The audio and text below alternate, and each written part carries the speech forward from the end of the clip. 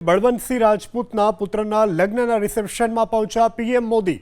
Road show બાદ PM Modi બળવંતસિંહના પુત્રના રિસેપ્શનમાં પહોંચ્યા છે.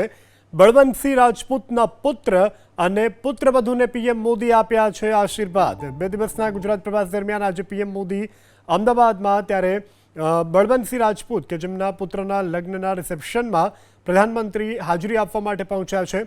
રોડ શો બાદ પીએમ મોદી સીધા બળવંતસિંહ રાજપૂતના પુત્રના રિસેપ્શનમાં પહોંચ્યા હતા. બળવંતસિંહ રાજપૂતના પુત્ર અને પુત્રવધૂને પીએમે આપ્યા છે આશીર્વાદ.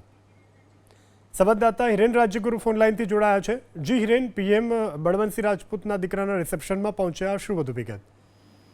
જો કેબિનેટ મંત્રી છે બળવંતસિંહ રાજપૂત અને તેના છોકરાના લગ્ન પછીનું આજે તેમનું રિસેપ્શન ગાંધીનગરના સર્કિટ હાઉસ ખાતે રાખવામાં આવ્યું હતું.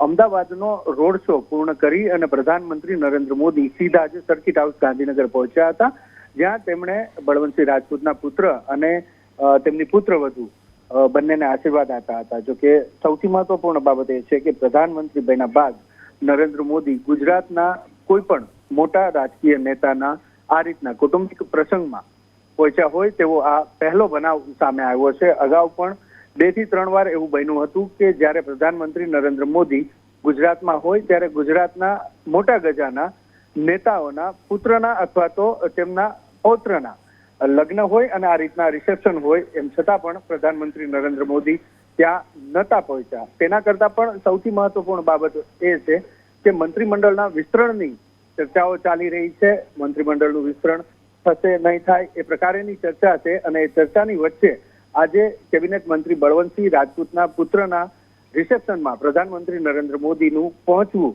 એ ઘણું જ સૂચક છે અને કેટલાય લોકો જે રાહ જોઈને બેઠા છે એ લોકોને પ્રધાનમંત્રી નરેન્દ્ર મોદીએ આ રિસેપ્શનમાં તે બળવંતસિંહ રાજપૂતના પુત્રને આશીર્વાદ આપી અને સાથે જ એ જવાબ પણ આપ્યો હોય તેવું લાગી રહ્યું છે.